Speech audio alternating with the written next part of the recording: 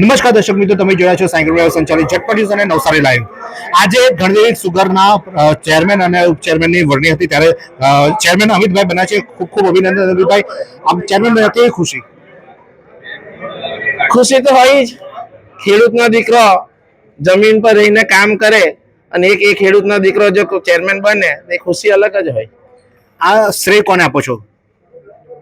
આ શ્રેય અમારી જે સમન્વય પેનલ નો વિજેતા થયો છે એનો શ્રેય હું અમારા આદર્શ અને અમારી પેનલના માર્ગદર્શક જયંતિ કાકાને હું એમનો શ્રેય આપું છું. અને હવે કેવા કામો ખાસ કરીને લેશો જેથી કરીને ખેડૂતોને ફાયદો થશે? કામો અત્યાર પછી છે સુગર ફેક્ટરી ચાલુ કરવાનું અને તેને શેરડીનો પુરવઠો કેવી રીતના આપણે 10 લાખ ટન શેરડીનો પુરવઠો મેળવવો, અને પુરવઠો મેળવવા માટે જે મજૂરની સમસ્યા છે અમે કાલથી જ મજૂરો માટેના પ્રયત્નો કરીને પૂરતા મજૂરો લાવશું તો જ ફૂલ એફિશિયન્સી સુગર ફેક્ટરી ચાલશે અને ખેડૂતોને શેરડી વહેલી કપાશે. ઇથેનોલ પ્રોજેક્ટ માટે શું પ્લાન રહેશે? ઇથેનોલ પ્રોજેક્ટ અત્યારે હાલ જે ખર્ચાઓ કર્યા છે, માથે પડેલા છે એ સ્વાભાવિક છે, પણ ડાયરેક્ટ જ્યુસમાંથી જે ઇથેનોલ બનાવવામાં આવે છે અત્યારે ખાંડના ભાવ જોતા ડાયરેક્ટ જ્યુસમાંથી ઇથેનોલ બનાવી શકાય એમ નથી. જે મોલાસીસમાંથી ઇથેનોલ બનતો છે અમે બનાવીશું. તમારી કોને શુભેચ્છા આપશો? ખાસ કરીને આજે તમે બન્યા છો તો તેનો શ્રેય કોને આપો છો? જયંતિ કાકાને આપીએ છીએ. અમારા સમન્વય પેનલના કર્ણધાર કહેવાય, આજે અમારા વડીલ કહેવાય, માર્ગદર્શક કહેવાય એવા જયંતિ કાકાને. શું વિઝન રહેશે તમારું?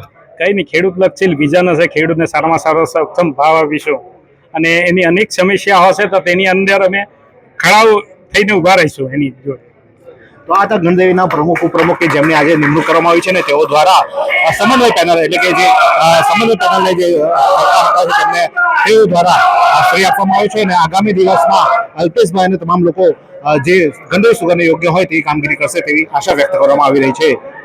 શું તમે શરીરના સાંધાના દુખાવાથી પીડાઈ રહ્યા છો કે પછી તમે કોઈ સ્પોર્ટ્સ ઇન્જરીથી પીડાઈ રહ્યા છો? લકવાની બીમારી બાદની પીડા સહન કરી રહ્યા છો? શું તમને સ્પાઇનલ પ્રોબ્લેમ છે? તો આ તમામ દુખાવાને હવે બાય બાય કરી દો, કારણ કે માસ્ટર ડિગ્રી ધરાવતા ખૂબ જ અનુભવી ફિઝિયોથેરાપિસ્ટ ડૉક્ટર અમિત પટેલ પાસે તમે આ તમામ સમસ્યાઓનું સચોટ નિદાન કરાવી ફરીથી નોર્મલ જિંદગી જીવી શકો છો. તો સરનામું નોંધી લો.